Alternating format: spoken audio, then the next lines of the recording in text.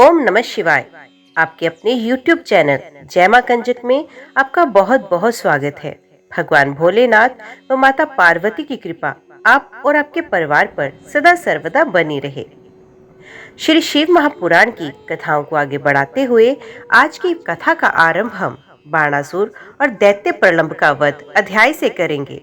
कथा का पूरा फल लेने के लिए कथा को शुरू से लेकर अंत तक जरूर श्रवण करें। ओम नमः शिवाय। ब्रह्मा जी नारद का संवाद। ब्रह्मा जी बोले, नारद, जब तारकासुर कुमार कार्तिकेय के द्वारा मारा गया तब ये देखकर सभी देवताओं, ऋषि मुनियों सहित जन साधारण में प्रसन्नता की लहर दौड़ गई। सभी खुश थे। सभी देवताओं ने मिलकर भक्ति भाव से कार्तिकेय की स्तुति की। तभी क्रोंच नामक एक पर्वत दुखी होकर कार्तिकेय के पास आया। वे क्रोंच बाणासुर नामक दैत्य द्वारा सताया गया था। ये कुमार के सामने हाथ जोड़कर खड़ा हो गया और भक्ति भाव से स्वामी के कार्तिकेय की स्तुति करने लगा। तत्पश्चात बोला, हे प्रभु, बाणासुर मुझे बहुत कष्ट दे रहा था, आप उससे मेरी रक्षा कीजिए। तब कार्तिकेय ने पर्वतराज क्रोंच की स्तुति से प्रसन्न होकर क्रोंच को सांत्वना दी। जब पर्वतराज क्रोंच शांत हो गए तब कुमार कार्तिकेय ने उन्हें उनके दुखों और कष्टों से छुटकारा दिलाने हेतु भगवान शिव का स्मरण करके वहीं से अपनी अद्भुत शक्ति का परिचय देते हुए एक अनोखी शक्ति छोड़ी। इस शक्ति का प्रयोग कुमार कार्तिकेय ने उस दुष्ट बाणासुर पर कर दिया। तब वे शक्ति दैत्यराज बाणासुर को भस्म करके शीघ्र ही कार्तिकेय के पास वापस लौट आई। ये शक्ति जब उनके पास वापस पहुंची तब वे क्रोंच से बोले, हे पर्वतराज क्रोंच, अब आपको बाणासुर नामक दैत्य से डरने की कोई जरूरत नहीं। मैंने बाणासुर को मारकर तुम्हारी इस परेशानी को सदा सदा के लिए हल कर दिया। अतः तुम अपने भय को छोड़कर हमेशा के लिए निर्भय हो जाओ। अब तुम प्रसन्नता पूर्वक अपने घर की ओर प्रस्थान करो। बाणासुर के भय से मुक्ति का समाचार पाकर पर्वतराज क्रोंच बहुत प्रसन्न हुआ और उसने भक्ति भाव से कार्तिकेय की स्तुति की। तत्पश्चात वे उनसे विदा लेकर अपने गृह स्थान की ओर चल दिया। वहां पहुंचकर क्रोंच ने अपने स्वामी कार्तिकेय की प्रसन्नता के लिए भगवान शिव के 3 शिवलिंगों की स्थापना की। प्रदिकेश्वर, कपालेश्वर और कुमारेश्वर नामक ये 3 शिवलिंग विश्व विख्यात हैं और लोगों की आस्था और भक्ति का जीता जागता उदाहरण है। ये शिवलिंग सिद्धिदायक और 16 महान ज्योतिर्लिंगों में सम्मिलित हैं।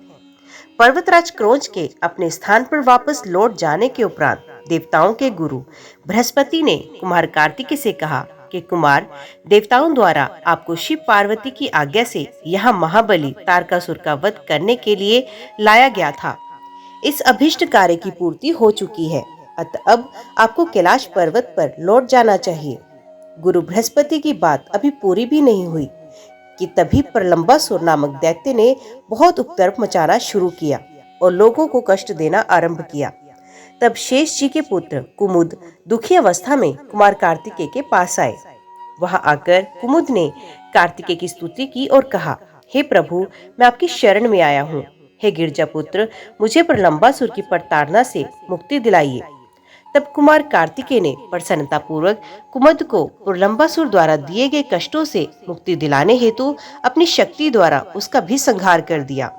उस प्रलंबासुर को उसके साथियों सहित मरा जानकर उसके शेष पुत्र कुमुद ने कार्तिकेय की बहुत स्तुति की और अपने निवास स्थान पताल को चला गया।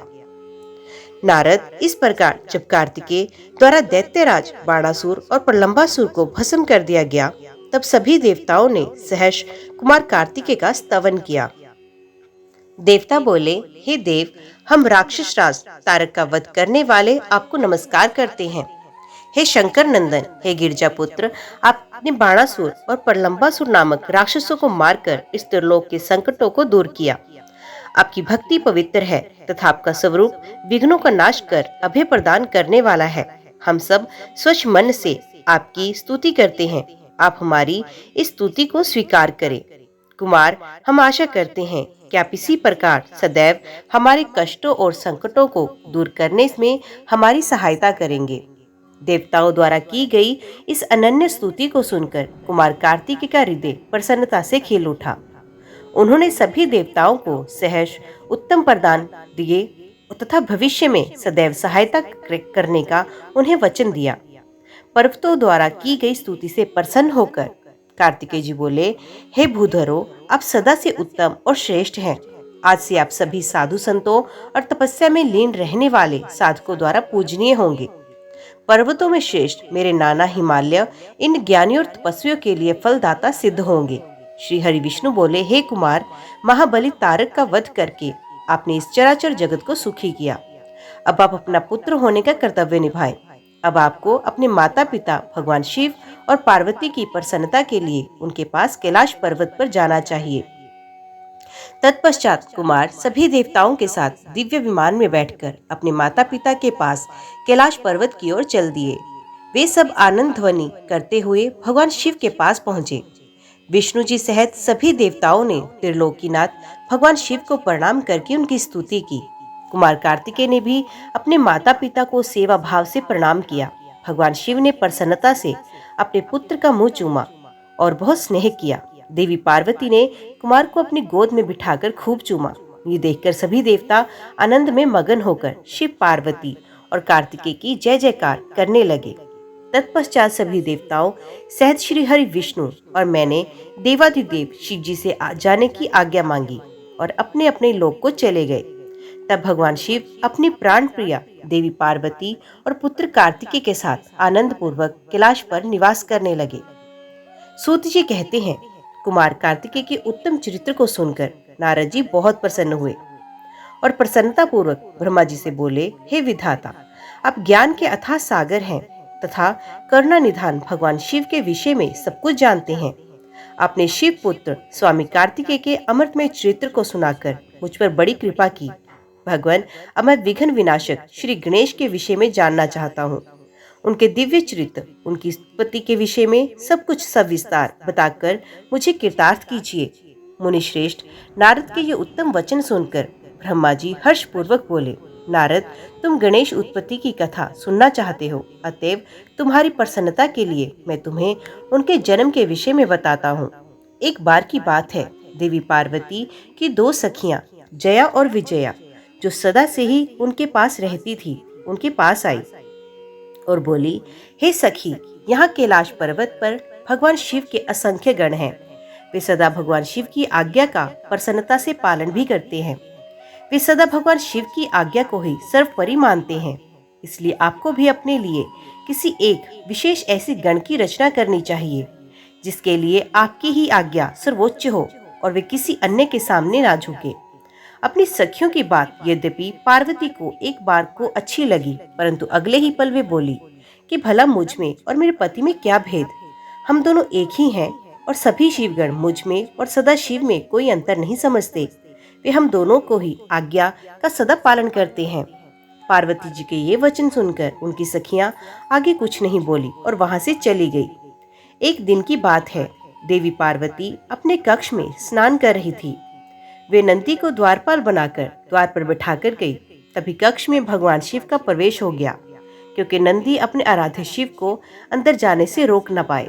देवी पार्वती को उस समय बड़ी लज्जा महसूस हुई। उस घटना के उपरांत पार्वती को अपनी सखियों द्वारा दिए गए सुझाव का स्मरण हुआ। तब उन्होंने सोचा कि मेरा भी कोई ऐसा सेवक होना चाहिए जो कार्य कुशल हो और मेरी आज्ञा का सदैव पालन करे, अपने कर्तव्य से कभी भी विचलित ना हो। ऐसा विचार करके उन्होंने अपने शरीर के मैल से शुभ लक्षणों से युक्त उत्तम बालक की रचना की।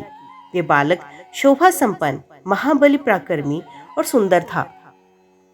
पार्वती जी ने उसे सुंदर वस्त्र और आभूषणों से विभूषित करके उसे अनेक आशीर्वाद दिए। पार्वती ने कहा, तुम मेरे पुत्र हो, तुम्हारा नाम गणेश है। पार्वती जी के ये वचन सुनकर वे तेजस्वी बालक गणेश बोला, हे माता, हे जननी, आज आपने मुझे इस जगत में उत्पन्न किया। आज से मैं आपका पुत्र हूँ। मैं आपको बारंबार नमस्कार करता हूँ। मेरे लिए अब क्या कार्य है बताइए, मुझसे अवश्य पूरा करूँगा। तब देवी पार्वती बोली, हे पुत्र गणेश, आज से तुम मेरे द्वारपाल बन जाओ। मेरी ये आज्ञा है कि मेरे महल में कोई मेरी अनुमति के बिना प्रवेश ना करे। कोई जितना भी हट करे क्यों ना करे, तुम उसे अंदर ना आने देना। ये कहकर पार्वती ने एक छड़ी गणेश के हाथ में पकड़ा दी और प्रेम पूर्वक उनका मुख चूमकर अंदर स्नान करने के लिए चली गई। गणेश सजगता के साथ हाथ में छड़ी लेकर महल के द्वार पर पहरा देने लगे। उसी समय भगवान शिव देवी पार्वती से मिलने की इच्छा लेकर महल में आए। जब वे द्वार पर पहुंचे तो गणेश ने उनसे कहा, हे देव, इस समय मेरी माता अंदर स्नान कर रही हैं, अतः आप यहाँ से चले जाएं तथा बाद में आए। ये कहकर उन्होंने भगवान शिव के सामने छड़ी अड़ा दी। क्योंकि गणेश जी ने भगवान शिव को पहले कभी नहीं देखा था, इसलिए उन्हें वे नहीं पहचान सके। ये देखकर भगवान शिव को क्रोध आया और वे बोले, ओ मूर्ख, तू मुझको अंदर जाने से रोक रहा है। तू नहीं जानता कि मैं कौन हूँ? मैं शिव हूँ, मैं पार्वती का पति हूँ और अपने ही घर में जा रहा हूँ। ये कहकर जैसे ही भगवान शिव आगे बढ़े, गणेश जी ने उन पर छड़ी से प्रहार किया। ये देखकर भगवान शिव को क्रोध आया। उन्होंने अपने गणों को गणेश को वहां से हटाने की आज्ञा दी और स्वयं बाहर खड़े हो गए। शिवगण अपने प्रभु भगवान शिव की आज्ञा पाकर द्वार पर पहुंचे। द्वारपाल बने गणेश जी को वहां से हट जाने के लिए कहा, परंतु जब गणेश जी ने हटने से साफ इनकार किया और शिवगणों को डांटा फटकारा तो वे भी गणेश से लड़ने लगे और बोले, ओ मूर्ख बालक, अगर तू अपने प्राणों की रक्षा करना चाहता है तो अभी और इसी वक्त महल के द्वार को छोड़कर वहां से चले जाओ, अन्यथा दंड पाने के लिए तैयार हो जाओ। ये देखकर गणेश जी को क्रोध आ गया और वे कठोरता पूर्वक शिवगणों से बोले कि तुम इसी समय यहाँ से दूर चले जाओ, वरना मेरे क्रोध को भुगतने के लिए तैयार हो जाओ। गणेश की बातें सुनकर शिवगण हंसने लगे। फिर द्वारपाल श्री गणेश को डांटते हुए बोले, मूर्ख, हम भगवान शिव के गण हैं और उनकी आज्ञा से ही तुम्हें यहाँ से हटने के लिए कह रहे हैं। अब तक तुम्हें बालक समझकर हम छोड़ रहे थे, परंतु तुम तो बहुत हठी बालक हो, जो मानने को बिल्कुल तैयार नहीं। अभी भी कहते हैं कि शीघ्र ही यहाँ से हट जाओ, अन्यथा मारे जाओगे। शिवगणों के इन वाक्यों को सुनकर गणेश जी अत्यंत क्रोधित हो गए। उन्होंने शिवगणों को डांटा और धमकाकर वहां से भगा दिया। उनके इस प्रकार डांटने से शिवगण भयभीत होकर वहां से भागकर भगवान शिव के पास चले गए। वहां जाकर उन शिवगणों ने अपने स्वामी भगवान शिव को जाकर सारी बातें बताई। ये जानकर भगवान शिव ने क्रोधित होकर श्री गणेश को द्वार से हटाने का आदेश अपने गणों को दिया। शिवगण पुण्य द्वार पर पहुंचे, गणेश को हटाने के लिए कहने लगे, परंतु गणेश ने वहां से हटने से साफ इनकार कर दिया। गणेश निर्भय होकर उन गणों से बोले कि मैं पार्वती का पुत्र हूँ और तुम भगवान शिव के गण हो। हम दोनों ही अपनी अपनी जगह अपने अपने कर्तव्य का पालन कर रहे हैं। तुम शिव जी की आज्ञा मानकर मुझे द्वार से हटाना चाहते हो, परंतु मैं अपनी माता की आज्ञा मानते हुए उनकी बिना आज्ञा प्राप्त किए किसी को भी इस द्वार से प्रवेश करने की आज्ञा नहीं दे सकता। अतः मुझसे बार बार द्वार से हटने के लिए ना कहो और जाकर अपने आराध्य स्वामी को उसकी सूचना दो। तब शिवगण भगवान शिव के पास गए और उन्हें सब बातों से अवगत कराया। भगवान शिव तो महान लीलाधारी हैं, उनकी बातों को समझ पाना अत्यंत कठिन है। ये सुनकर उन्होंने अपने गणों से कहा कि वे छोटा सा बालक अकेला तुम्हें डरा रहा है और तुम इतनी अधिक संख्या में होकर भी उसे डर रहे हो। जाओ, जाकर उसे युद्ध करो और उसे बंदी बनाकर द्वार के सामने से हटाकर ही मेरे सामने आना। जब भगवान शिव ने इस प्रकार अपने गणों को आज्ञा दी कि वे द्वार पर खड़े उस गण को किसी भी प्रकार से हटा दे, तब शिवगण निर्भय होकर पुण्य महल के द्वार पर आ खड़े हुए। उन्हें देखकर गणेश जी हंसने लगे और बोले कि तुम फिर से आ गए। तुम्हें मैंने अभी समझाया था कि मैं यहाँ से हटने वाला नहीं हूँ। मेरी माता पार्वती ने मुझे इसलिए ही उत्पन्न किया ताकि मैं उनकी हर आज्ञा का पालन करूं। मेरे लिए उनकी आज्ञा सर्वश्रेष्ठ है, उनकी अवज्ञा मेरे वश में नहीं है। तुम ऐसे ही बार बार मुझे परेशान करने के लिए यहाँ क्यों आ रहे हो? तब शिवगण बोले, अरे मूर्ख, अब की बार हम तुमसे विनम्रता से कहने नहीं आए, क्योंकि लातों के भूत बातों से नहीं मानते। अब हम तुम्हें तुम्हारी धृष्टता के लिए दंड देने आए हैं। ये कहकर सभी शिवगण, जो कि विभिन्न प्रकार के आयुधों से विभूषित थे, गणेश पर टूट पड़े। गणेश और शिवगणों में बहुत भयानक युद्ध होने लगा, परंतु गणेश के साहस और पराक्रम को देखकर सभी शिवगणों के होश उड़ गए। शिवजी का कोई भी गण गणेश को परास्त नहीं कर सका। गणेश ने अकेले ही अनेकों शिवगणों को मार मार कर घायल किया और वहां से भागने को विवश कर दिया। तत्पश्चात पुण्य महल के द्वार पर खड़े हो गए। तब सब शिवगण घायल अवस्था में शिवजी के पास पहुंचे और उन्हें सारी बातें बता दी। हे नारद, तभी मैं और श्री हरि विष्णु भी भगवान शिव के दर्शनों के लिए कैलाश पहुंचे। वहां हमने भगवान शिव को इस प्रकार चिंतित देखकर उनकी परेशानी का कारण पूछा। तब भगवान शिव बोले, हे विधाता, हे विष्णु, मेरे महल के द्वार पर एक बालक हाथ में छड़ी लेकर खड़ा है और वे मुझे महल के भीतर नहीं जाने दे रहा, अतः मैं यहाँ खड़ा हूँ। उसने मेरे गणों को भी मार पीट कर वहां से भगा दिया। ब्रह्मा जी, आप जाकर उस बालक को समझाएं। तब मैं भगवान शिव की आज्ञा से गणेश को समझाने के लिए गया।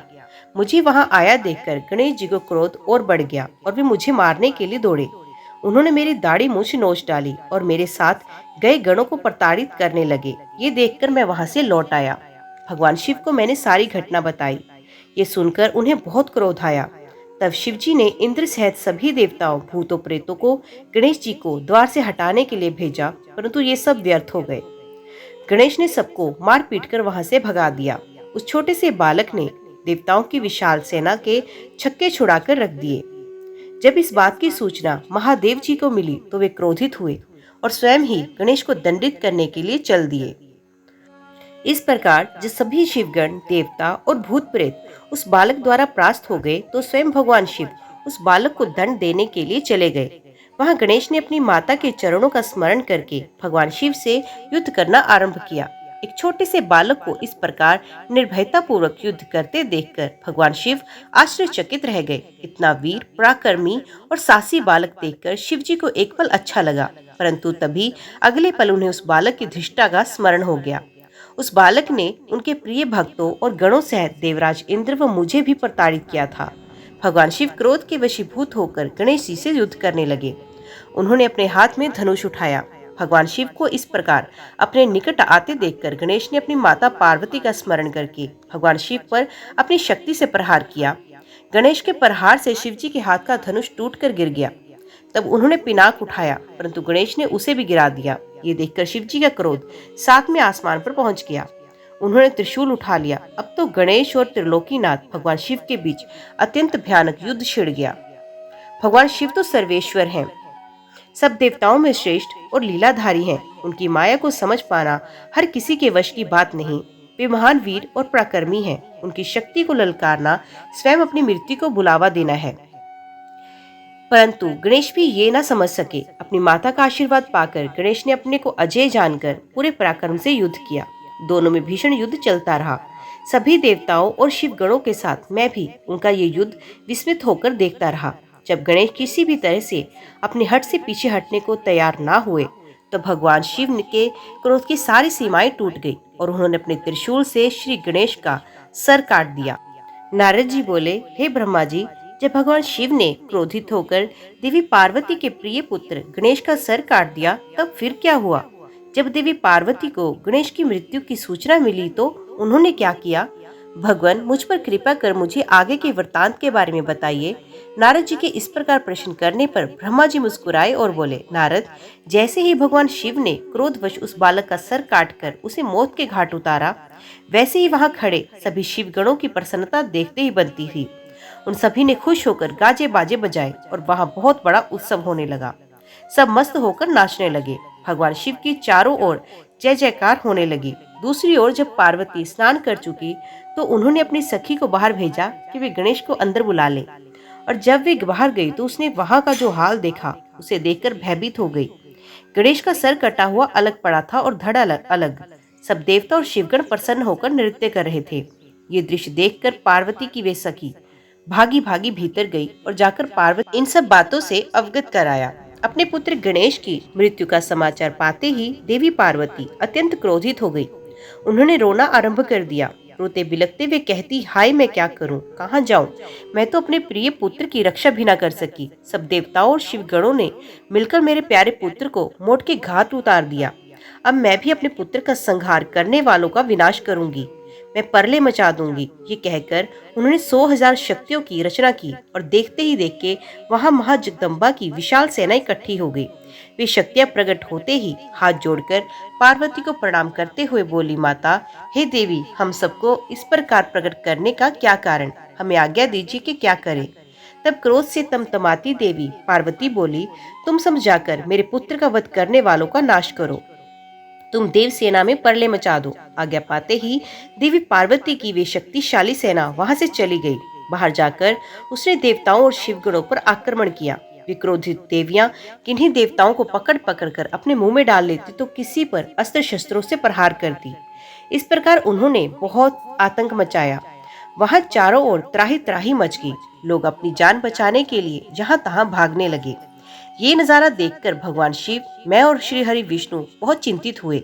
हमने सोचा कि अगर इन देवी शक्तियों को ना रोका गया तो पल भर में ही देवताओं की समाप्ति हो जाएगी, इस धरा पर प्रलय आ जाएगी। सब सोचने लगे कि इस विनाश लीला को कैसे रोका जाए। नारद उसी समय तुम आकर कहने लगे, इस संहार को देवी पार्वती ही रोक सकती हैं। इसके लिए आवश्यक है उनकी स्तुति कर उन्हें प्रसन्न किया जाए और किसी भी तरह उनके क्रोध को शांत किया जाए। सभी देवताओं को तुम्हारा ये विचार पसंद आया, परंतु देवी पार्वती के गुस्से से सभी घबरा रहे थे। उनके सामने जाने का साहस किसी में न था। सबने तुम्हें आगे कर दिया। हम सब महल के भीतर पार्वती के पास गए।